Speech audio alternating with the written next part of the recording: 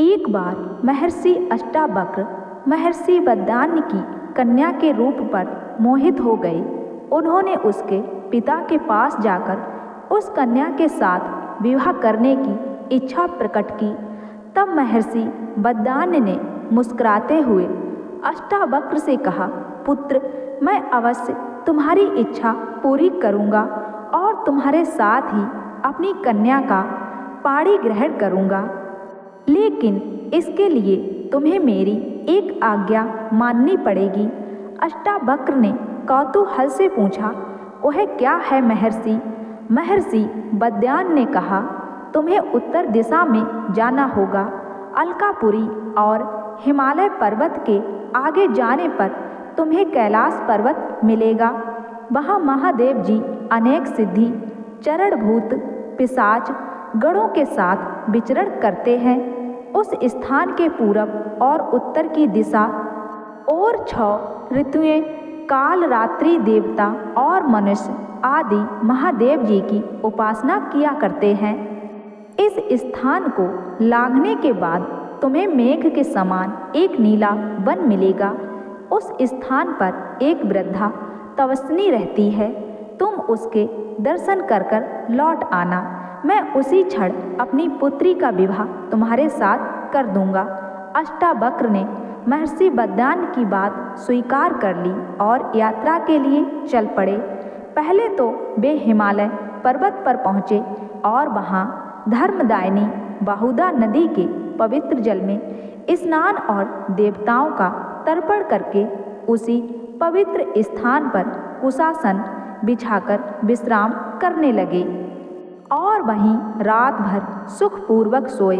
वहीं प्रातःकाल अग्नि प्रज्वलित करके उन्होंने यज्ञ किया। वहीं पास में एक तालाब था जहाँ शिव पार्वती की मूर्ति थी। अष्टावक्र ने मूर्ति के दर्शन किए और फिर अपनी यात्रा पर चल दिए। चलते चलते वे कुबेर की नगरी में पहुँचे। उसी समय मणिभद्र के पुत्र रक्षक राक्षसगढ़ के साथ उधर आए। ऋषि ने उन्हें देखकर कहा, हे भद्र, आप जाकर कुबेर को मेरे आने की सूचना दे दें। मणिभद्र ने कहा, महर्षि, आपके आने का समाचार तो भगवान कुबेर को पहले ही प्राप्त हो चुका है। वे स्वयं आपका समुचित सत्कार करने के लिए आ रहे हैं। कुबेर ने आकर महर्षि अष्टावक्र का स्वागत किया और उन्हें अपने भवन में ले गए। आमोद प्रमोद के कितने ही साधन ऋषि के चित्त को प्रसन्न करने के लिए जुटाए गए।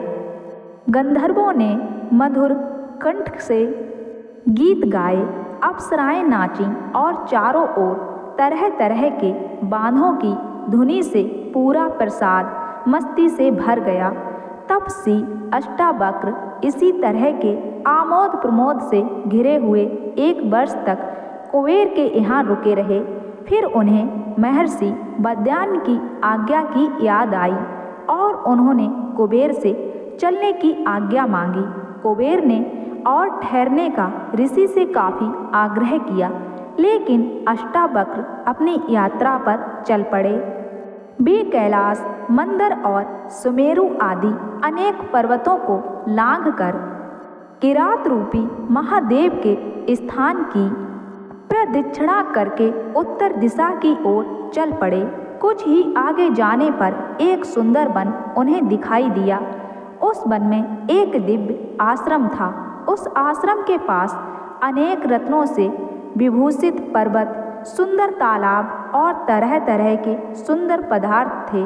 देखने में वह कुबेर की नगरी से भी कहीं अधिक शोभामयान दिख रहा था।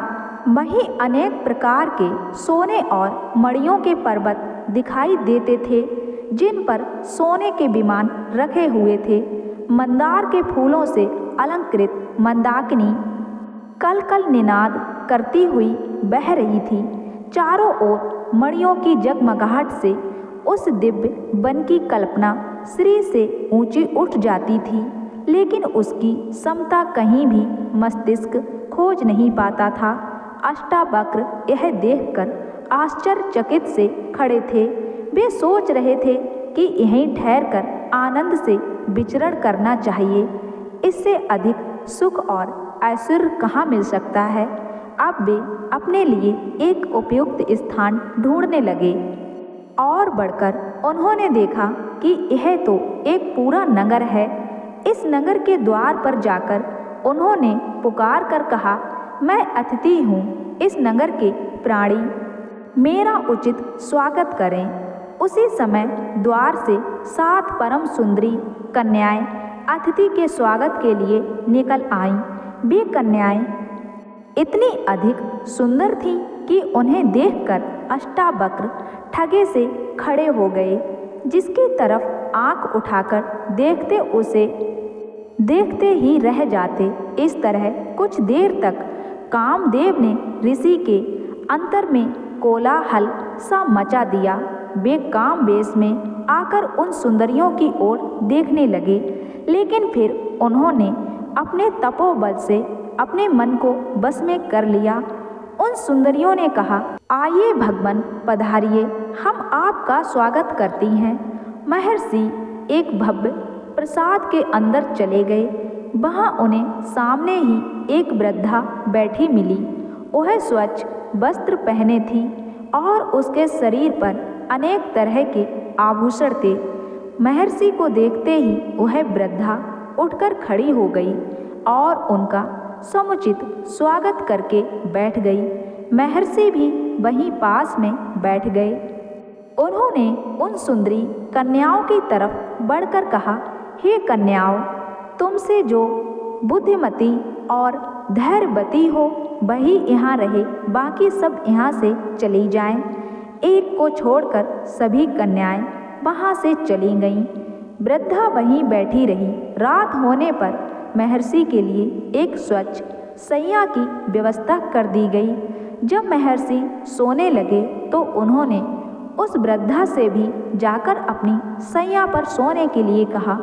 उन्होंने कहने पर वृद्धा अपनी शैया पर जाकर लेट गई।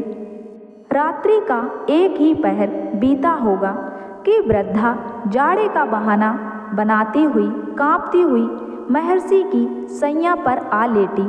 महर्षि अष्टावक्र ने आदर के साथ उसे लेट जाने दिया। थोड़ी देर बाद ही वह वृद्धा कामातुर होकर अष्टावक्र के शरीर का आलिंगन करने लगी। यह देखकर महर्षि काष्ठ के समान कठोर और निर्विकार पड़े रहे। अष्टावक्र को इस तरह अवचलित देखकर वृद्धा ने कहा, हे भगवान, पुरुष के शरीर का स्पर्श करने मात्र से ही स्त्री के अंग अंग में कामोद्दीपन हो उठता है। स्त्री उस समय किसी तरह अपने मन को अपने बस में नहीं रख सकती, यही उसका स्वभाव है।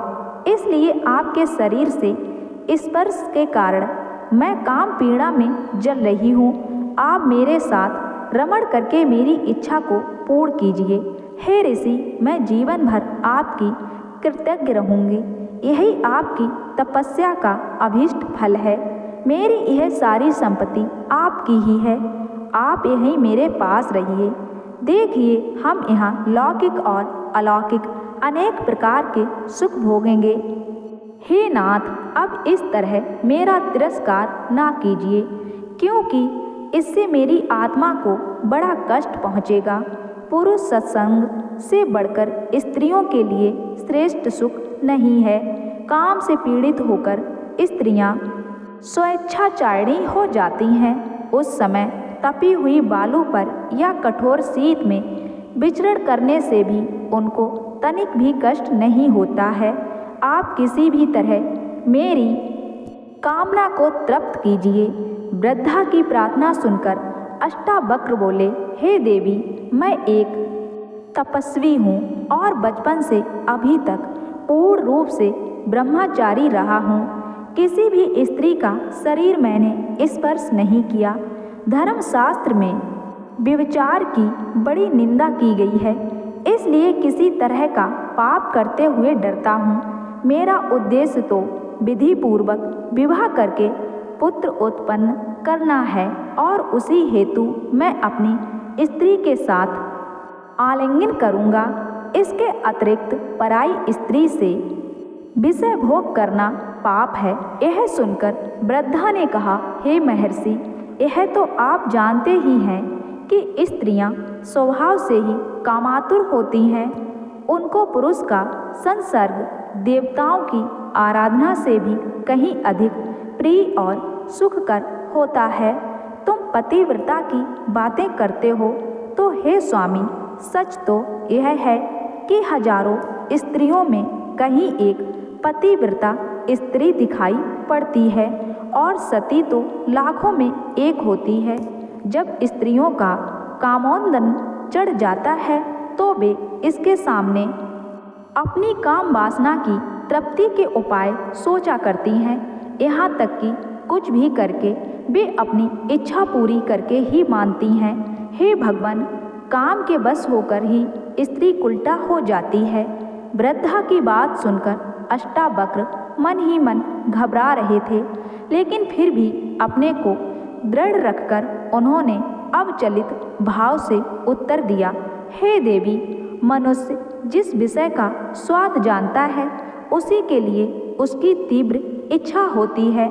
मैं तो विषय भोग जानता ही नहीं, फिर मैं किसी भी हालत में तुम्हारी इच्छा पूरी नहीं कर सकता। इसके अतिरिक्त जो भी आज्ञा दो मैं करने के लिए तैयार हूँ। वृद्धा ने कहा, यह ना कहें नाथ, आप यहाँ कुछ दिन ठहरिए, तब अपने आप ही आपको कामना का सुख का स्वाद मिल जाएगा। तब मैं और आप पूर्ण सुख से साथ रहेंगे। इस पर अष्टावक्र ने कहा, हे देवी, जब तक तुम कहोगी तब तक मैं यहाँ ठहर जाऊँगा, लेकिन मैं नहीं जानता कि किस तरह तुम्हारे काम आ पाऊँगा। यह कहने के पश्चात महर्षि अष्टावक्र उस वृद्धा के अंगों पर दृष्टि डालने लगे। वृद्धा भी कामातुर होकर आलिंगन के लिए उद्यत हुई, लेकिन किसी भी अंग को देखने से महर्षि अष्टावक्र के हृदय में कामासक्ति जागृत नहीं हुई। वे सोचने लगे कि यह वृद्धा इस तरह काम से पीड़ित क्यों है। तभी उनके हृदय में संशय जागा कि हो सकता है कि यह कुछ समय पूर्व इस प्रसाद की अधिशास्त्री देवी कोई युवती हो और किसी शाप के कारण इस तरह कुरूप वृद्धा हो गई हो। यह संशय पैदा होते ही उन्होंने उसकी कुरूपता और वृद्धावस्था का कारण पूछना चाहा, लेकिन सीधे ही वृद्धावस्था से प्रश्न करने की उनकी हिम्मत नहीं पड़ी। एक दिन बीत गया। संध्या होने पर वृद्धा ने आकर कहा, हे महर्षि, वह देखिए सूर्य अस्त हो रहा है, अब आपकी क्या आज्ञा है। अष्टावक्र ने कहा, हे सुबह, जाओ स्नान करने के लिए जल ले आओ। स्नान करके मैं संध्या वंदन करूँगा। वृद्धा जाकर जल ले आई और उसके साथ सुगंधित तेल और वस्त्र भी लेती आई। महर्षि ने आज्ञा लेकर वह उनके शरीर में तेल मर्दन करने लगी और फिर अपने हाथों से ही उनके शरीर को मलकर उनको स्नान कराने लगी। महर्षि बड़े आनंद से स्नान करते रहे। स्नान करते करते सारी रात बीत गई। प्रातःकाल जब सूर्य की किरणें स्नानागार में आने लगीं तो ये चौंक पड़े और इसे कोई माया समझकर वृद्धा से कहने लगे, सुबह क्या भोर हो गई या यह किसी तरह का छल है। वृद्धा ने कहा, भगवान, वास्तव में भोर हो गई। देखिए सूर्य भगवान प्राची में निकल आए हैं। महर्षि स्नान कर चुके। इसके बाद वृद्धा ने पूछा, हे भगवान, अब मैं क्या करूं? अष्टावक्र कुछ भी उत्तर नहीं दे पाए और चिंता मग्न होकर सोचने लगे। इसी बीच उत्तर की प्रतीक्षा न करती हुई वृद्धा उठी और अंदर से एक थाल में सजाकर स्वादिष्ट भोजन ले आई। महर्षि भोजन करने लगे।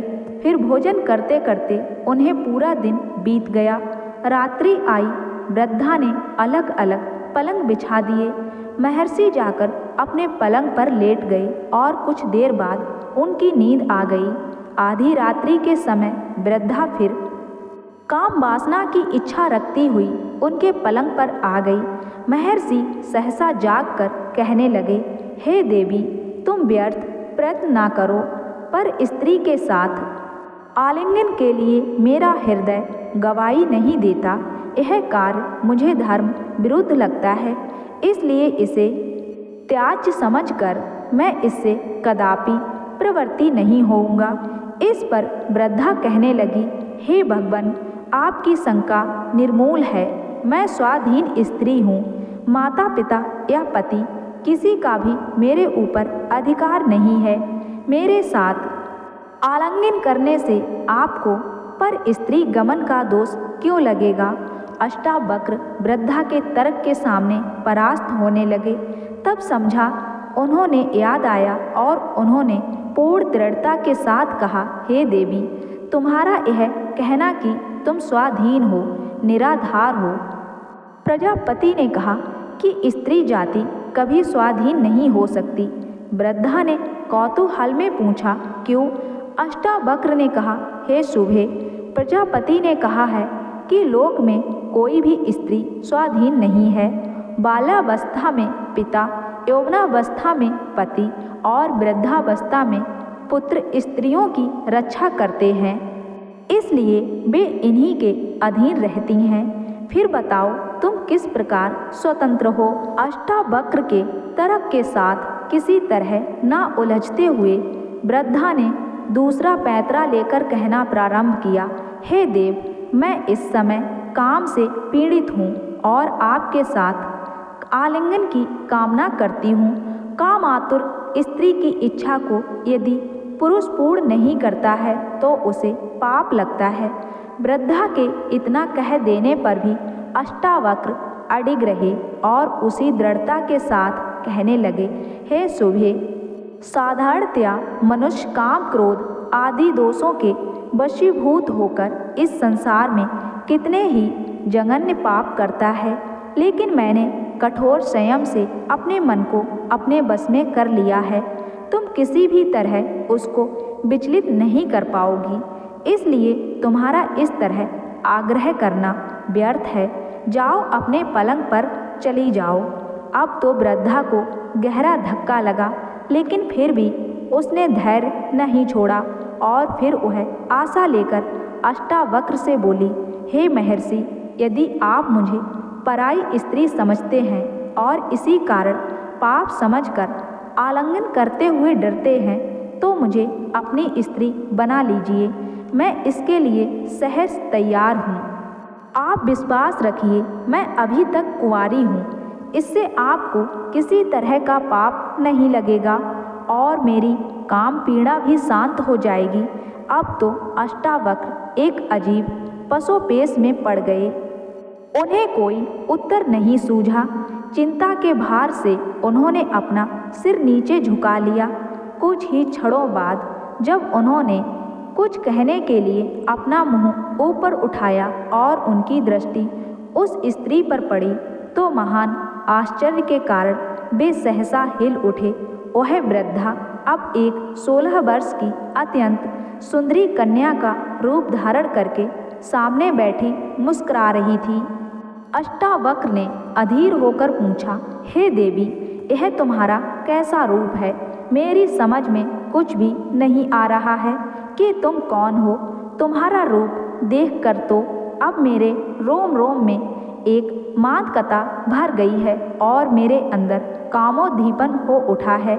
लेकिन मुझे महर्षि बांद्यान की सुंदरी कन्या का भी ध्यान है, जिसके कारण मैं इस कठिन परीक्षा के लिए अपने स्थान से चला हूँ। इसलिए मैं तुम्हारे साथ किसी प्रकार का संसर्ग तो नहीं कर सकता, लेकिन तुम्हारा परिचय प्राप्त करने के लिए अवश्य लालायित हूँ। बताओ कल्याणी, तुम कौन हो? उस कन्या ने मुस्कुराते हुए ही कहा, हे महर्षि अष्टावक्र, स्वर्ग, मृत्यु आदि सभी लोकों के स्त्री पुरुषों में विषय वासना पाई जाती है। मैं पर स्त्री गमन के लिए आपके मन को विचलित करके आपकी परीक्षा ले रही थी, लेकिन आपने कठोर संयम के कारण आपने धर्म की मर्यादा को नहीं छोड़ा।